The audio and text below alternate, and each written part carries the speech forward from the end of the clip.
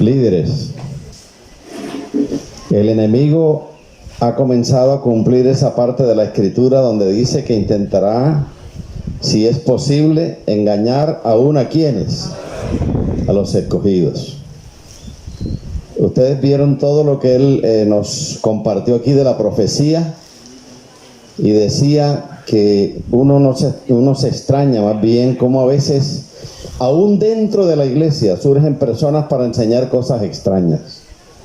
Y nosotros como líderes no debemos permitir eso, ¿amén? No debemos permitirlo.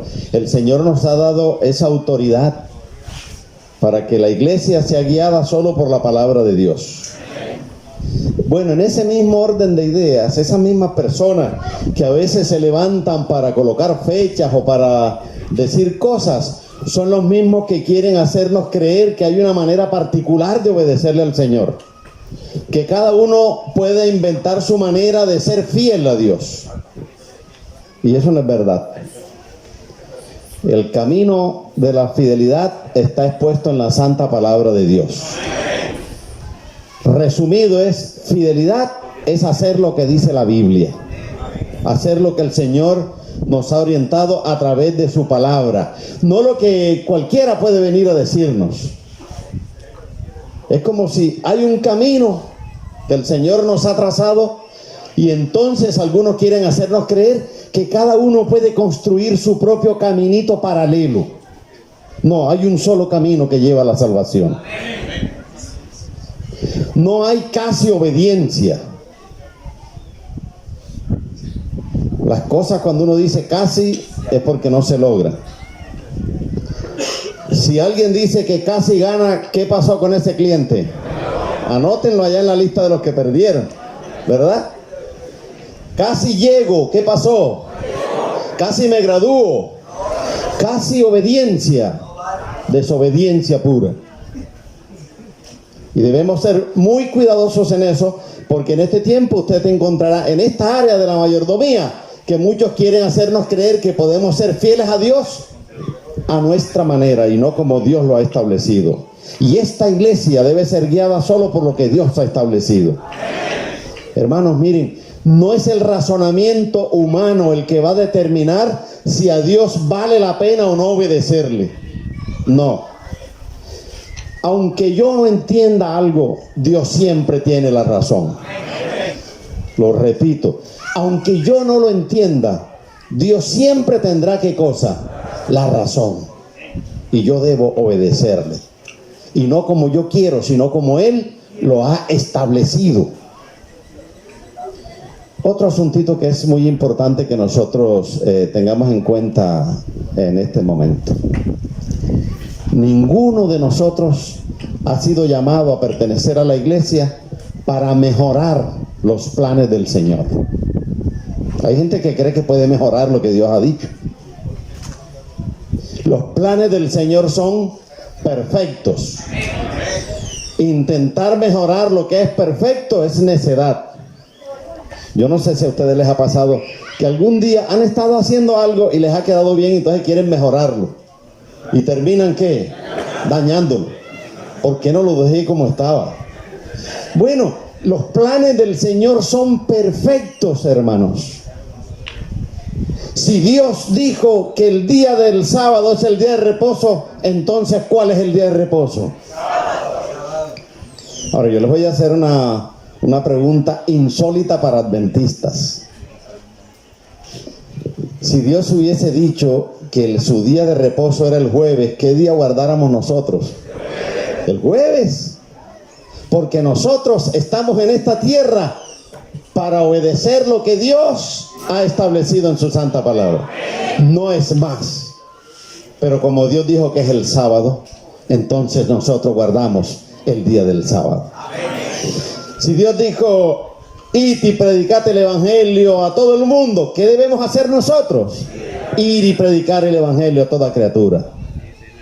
Si el Señor dijo en su palabra, traed los diezmos al alfolí, ¿a dónde debemos llevar los diezmos? Pero se levanta un inteligente por allí, de esos que mencionaba el pastor, que dice, no tienes que llevarlos a la iglesia. Tú puedes guardarlos y usarlos a tu manera, porque tú los usas mejor. El plan tuyo es mejor que el del Señor. Y muchos caen incautos en eso. Piensan que tiene la razón, porque creen que pueden manejar mejor el dinero que en la forma como lo maneja la iglesia. Si el Señor dijo, trae los diezmos al alfolí, ¿a dónde hay que llevarlos? ¿A dónde? A donde Dios ha dicho. Muy bien, yo voy a adelantarme un poquito aquí en algunas cosas, pero este texto sí quiero leerlo. Yo sé que no todos desde allá lo pueden leer, pero los que están por aquí que podamos leer juntos lo vamos a hacer a la voz de 3. 1, 2 y 3. Solamente esfuérzate y sé muy valiente. ¿Para qué? Toda mi ley que Moisés mi siervo te mandó, que no te apartes de ella, para que seas prosperado en cuántas cosas, en todas las cosas que emprendieres. Maravilloso. No te apartes de ella ni a diestra ni a siniestra, hermanos. El Señor quiere que nosotros obedezcamos tal como está en su santa palabra. Lo único que te pido es que tengas, dice esta otra versión, mucho valor y firmeza, y que cumplas toda la ley que mi siervo Moisés te dio. Cúmplela ¿de qué manera? Al pie de la letra, para que te vaya bien en todo lo que hagas. El Señor no puede aceptar una obediencia, ¿cómo? Parcial. Casi obediencia no es obediencia.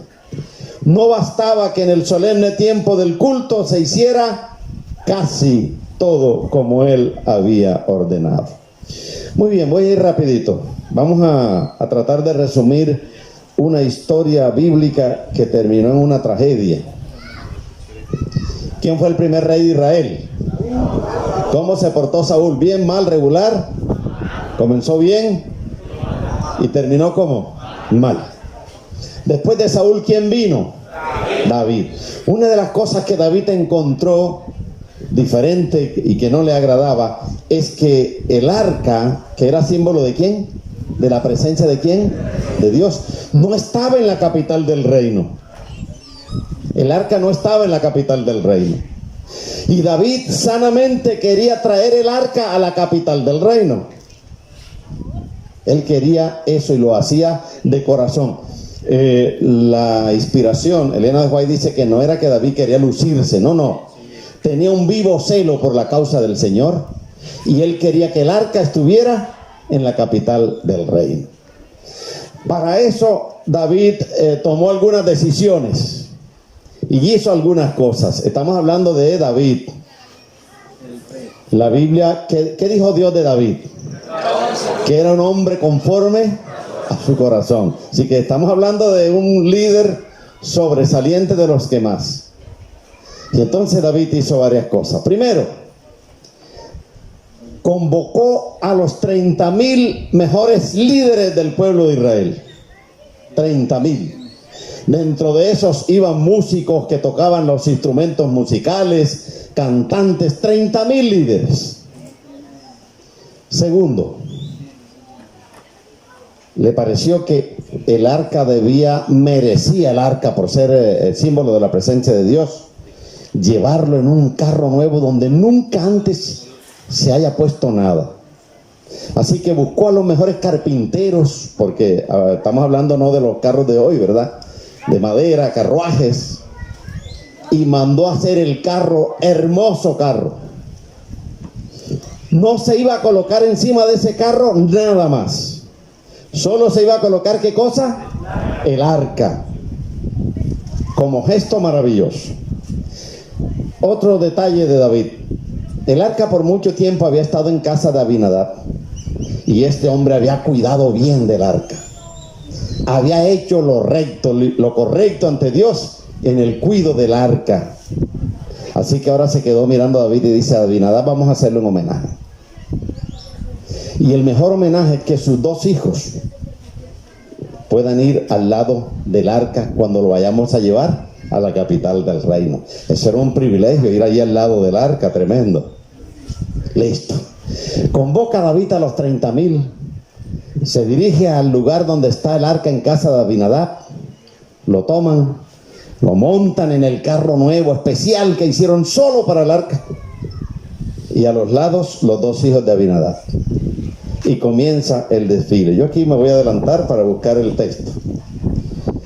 Dice, miren, y David y toda la casa de Israel danzaban delante de Jehová con toda clase de instrumentos de madera de haya, arpas, salterios, panderos, flautas y címbalos.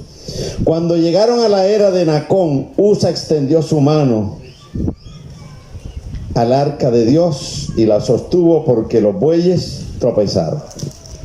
El año pasado, yo estaba en la UNAC, ese sábado, y la profesora Sarita, la esposa del pastor William, estaba dirigiendo el coro. Yo conté, habían 30 personas, y eso se escuchaba maravilloso. Y yo me puse a pensar, eran 1000 coros de estos, porque eran 30,000 personas. ¿Cómo se podría escuchar eso? Si este con 30 se escucha maravilloso, ¿cómo serían esos 30,000? Unos tocando, otros cantando. Un espectáculo, algo maravilloso. Y la gente iba feliz. David como el que más. De repente ocurre lo que no estaba en el programa. Los bueyes que llevan el carro nuevo tropiezan. Y el arca parece que va a caer. Y Usa mete las manos para que el arca no se caiga. Y Usa queda muerto.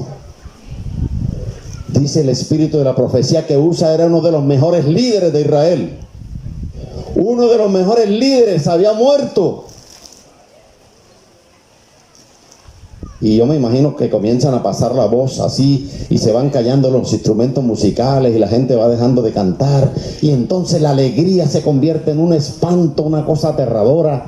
David no sabía para dónde correr ni qué hacer y en una de esas dijo, bueno, mire, tomen el arca y regrésenlo, ¿a dónde lo llevaremos? Alguien dijo que por ahí había un hombre llamado Obed, que llevaran el arca lo más rápido posible allá, y se llevaron el arca para allá. Y ahora queda esa multitud, los 30,000, totalmente entristecidos. Se acabó la fiesta, desfilaron ya no alegremente, sino en forma como un funeral rumbo a la capital. Fracasó el plan.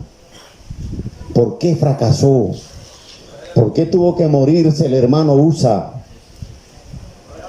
Si Dios había establecido claramente todos los protocolos que se debían tener en cuenta a la hora de llevar el arca. Me voy a adelantar la causa de semejante tragedia, porque eso es lo importante, que saquemos la conclusión en esta mañana.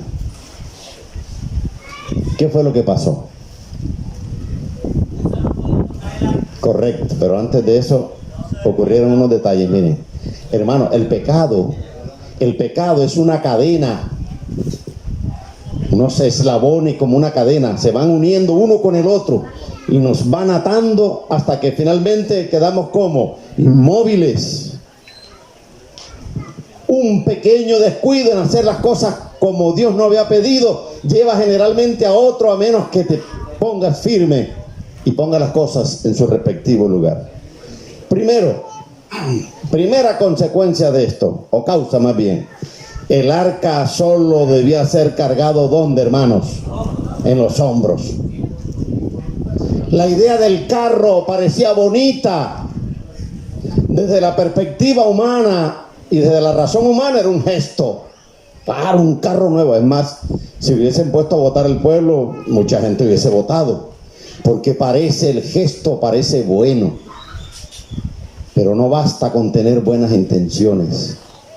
A Dios hay que obedecerle como Dios dijo que es. Dios no pidió carros. Y si Dios dice que es en los hombros, entonces no inventes carros. Si Dios dijo que es a pie, entonces ves a pie. Si Dios te dice que hay que traerlos al alfolí, tráelos al alfolí. Si Dios te dice que es el sábado, no escuches otras cosas. Era en los hombros del pueblo y no en los carros inventados por los hombres. Miren, ahí está la orientación clara de la Biblia. ¿Cómo dice?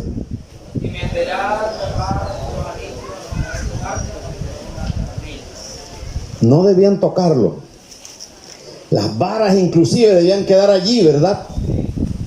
En los anillos, los aros que iban a los lados del arca, no se quitarían de ella. David quiso mejorar el plan de Dios. Pusieron el arca de Dios sobre un carro nuevo y la llevaron de la casa de Abinadab que estaba en el collado. ¿Cuál fue el primer error? Tratar de mejorar el plan del Señor. Hermanos, desde la perspectiva humana, ¿cómo iba mejor el arca? ¿En el carrito o en los hombros? En lo del carro humanamente espectacular, un detallazo. Comprar ese carro parecía así, pero el mejor detalle, el detalle que sí llega al corazón de Dios es cuando tú haces lo que Él ha establecido en su santa palabra. Cuando te pones a inventar cosas extrañas, a poner fechas, a hacer lo que no debes, a sugerirle a la iglesia que tome posiciones que no están establecidas en la palabra, eso hiere el corazón de nuestro Padre Celestial. Así que allí está el primer error, primero de 3 errores. Voy a adelantarme. Segundo, el arca debía ser cargada o conducida solo por los hijos de Coat. ¿Y a quién buscó David? A los hijos de Abinadab, porque quería hacerle un detalle a Abinadab. Ahora vamos a tomarlo así, hermanos. ¿Abinadab merecía el detalle? Yo sí creo. Pero para hacer el detalle había que pasar por encima de lo que Dios había establecido. Te voy a colocar un ejemplito. Tú vas un sábado de tu casa para la iglesia. Allí llevas en tu bolso, en tu bolsa, lo que sea, el sobre donde van los diezmos y las ofrendas. De pronto miras por allí a una familia necesitada. Puede ser de acá, de Colombia, o puede ser de nuestros hermanos venezolanos, que ustedes saben cómo están. Y entonces te llega a la mente la idea: bueno, yo puedo tomar los diezmos y las ofrendas y hacerle un mercado a esta gente. ¿Cómo les parece el detalle solamente? ¿Y el procedimiento? Malo. Tú puedes hacer eso mismo sin pasar por encima de lo que Dios ha establecido. Pero no creas que porque es un detalle bueno justifica que pase por encima de las ordenanzas del Señor. Merecía Abinadab el detalle de David de destacar el cuidado que él había tenido del arca por mucho tiempo. Claro. ¿Por qué no lo mandó a pasar al frente o le hizo un regalo o a cualquier otra cosa? Pero los detalles, cuando esos detalles pisotean lo que Dios ha establecido en su santa palabra, dejan de ser detalles para hacer un desafío a la voluntad del Señor. Y el Señor no le agrada eso. Líderes, no podemos permitir que la iglesia sea guiada por lo que una mente cree o piensa. Nosotros debemos guiar nuestra iglesia por lo que está establecido en la palabra. Y a David y a todo el pueblo se le había ordenado que cuando tuvieran que transportar el arca, los que debían conducirlo eran los hijos de Coat. Ahora de pronto alguien me pregunta ¿por qué? Porque eso fue lo que Dios pidió. ¿Por qué tú eres un anciano de iglesia? ¿Cuántos ancianos de iglesia hay aquí? Levanten la mano. ¿Por qué ustedes son ancianos de iglesia?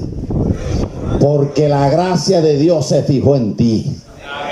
No es que tú y yo somos mejores que los demás. Es la gracia divina. Y cuando la gracia divina se fija en nosotros, eso es un gran privilegio. Dios dijo que eran los hijos de Coat, entonces debían ser los hijos de Coat. Y punto. ¿Por qué? A Dios no se le pregunta por qué, a Dios se le obedece. ¿Por qué hay que traer los diezmos al alfolí? Porque Dios lo dijo así.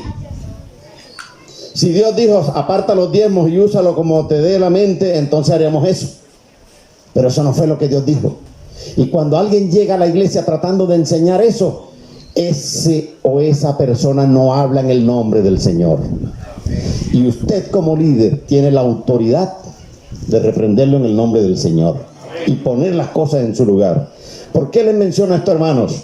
Miren, el enemigo no va a venir a decirnos que el diezmo no se debe apartar ni la ofrenda, porque eso está bien claro para nosotros. Pero sí quiere hacernos creer que tú lo puedes usar para cosas que aparentemente son buenas, porque comprar un mercado de comida y llevárselo a una familia pobre no es malo. Lo que está malo es el procedimiento de hacerlo en contra de lo que Dios ha establecido. El enemigo no nos va a convencer, ni va a perder tiempo tratando de convencernos de que el sábado no es el día de reposo. Pero escuchen, hermanos, sí podría tenernos por allá el viernes a las 7 de la noche en un supermercado, cuando ya es sábado. Y eso también es infidelidad. Eso también es infidelidad. Y nosotros debemos estar alerta para corregir eso en el nombre de Cristo Jesús. Así que allá van dos errores. ¿Cuál es el tercero? El que más ya conocemos. El arca por ningún motivo debía ¿qué? Ser tocada. Hermano, pero el arca se iba a caer. ¿Se caería el arca?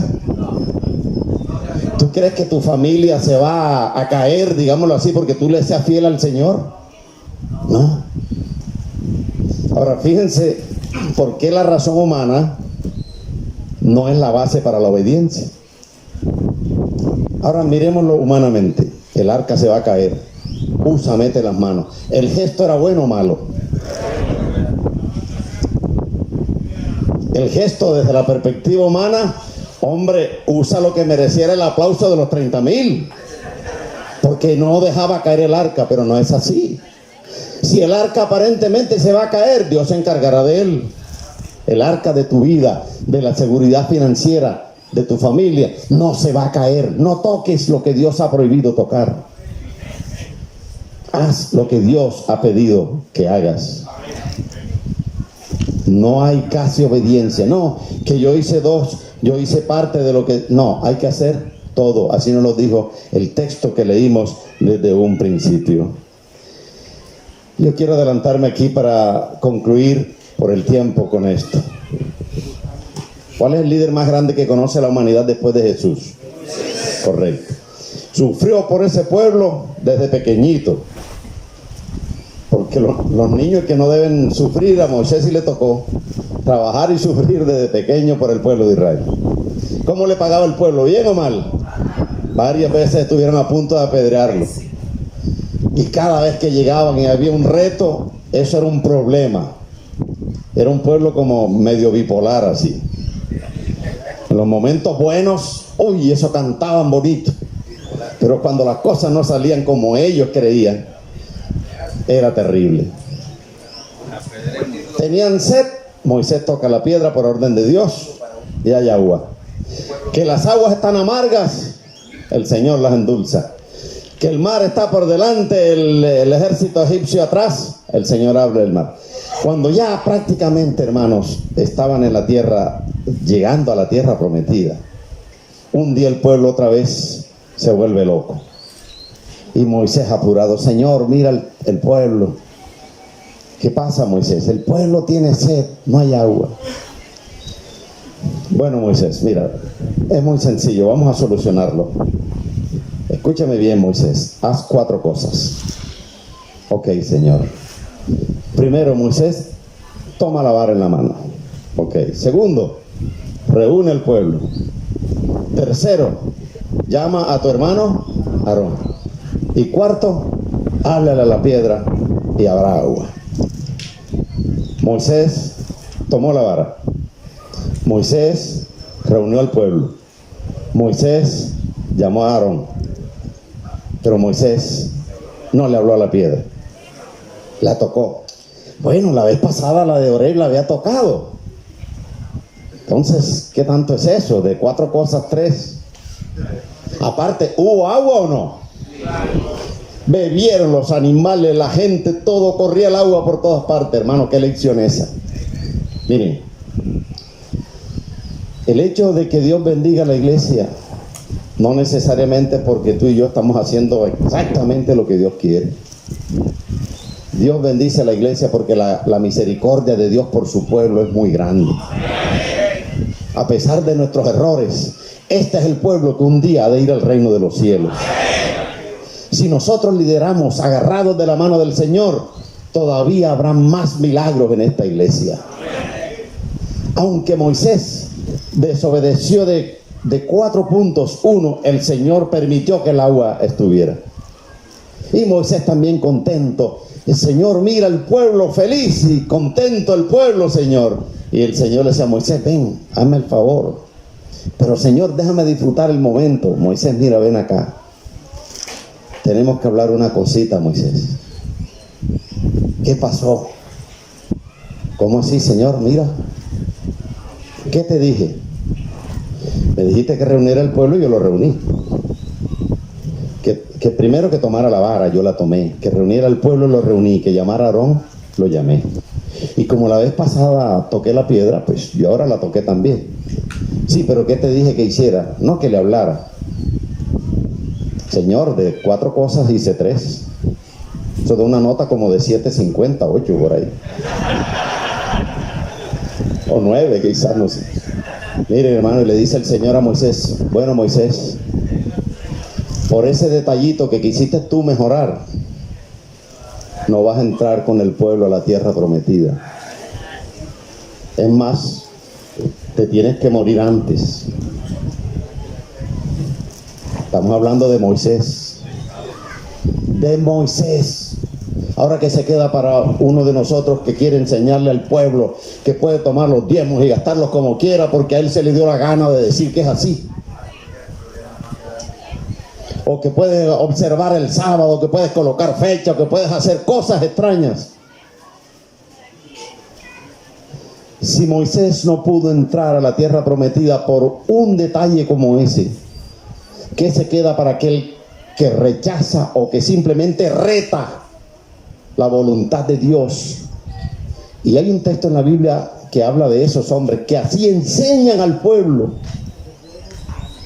Apreciados líderes, no permitamos que haya alguien que trate de enseñar a nuestra iglesia que a Dios se le puede obedecer diferente a como está establecido en la palabra.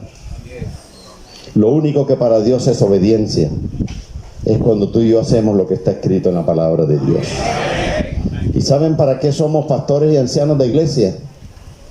Para cuidar la grey de Dios, para evitar que estos que andan con la Biblia en la mano también traten de meter cizañas, cosas que parecen inofensivas, pero que terminarán llevando al pueblo por el camino de la desobediencia. Concluyo diciéndole lo siguiente. Yo creo y espero, Pastor Redondo, que al reino de los cielos llegue personas que no tengamos el don del canto. Eso me motiva. Yo creo que vamos a ir algunos, Pastor William, que no tenemos ese don. Yo creo que al reino de los cielos, Pastor Gaviria, va a ir gente que nunca se ha parado detrás de un púlpito a predicar. Sí, pero hacen su obra misionera de otra manera, porque esos son dones y talentos que da ¿quién? Y los da de acuerdo a su voluntad. Pero hay una sola cosa que va a ser común a todos los salvos. Una. Y está en la bienvenida que el Señor le va a dar a los redimidos. ¿Cómo dice? Bien hecho. No dice siervo, gran predicador, gran cantante. ¿Cómo dice? Siervo fiel. ¿Fiel a qué? A la palabra, a lo que Dios ha establecido. No solamente fiel en devolver el diezmo y la ofrenda, fiel en todo lo que Dios te ha pedido. Apreciados líderes, que todos los que estamos aquí seamos de esos fieles que hemos de ir al reino de los cielos. Cuida la grey de Dios. La única manera de cuidarla es que la guíes por lo que dice la palabra de Dios.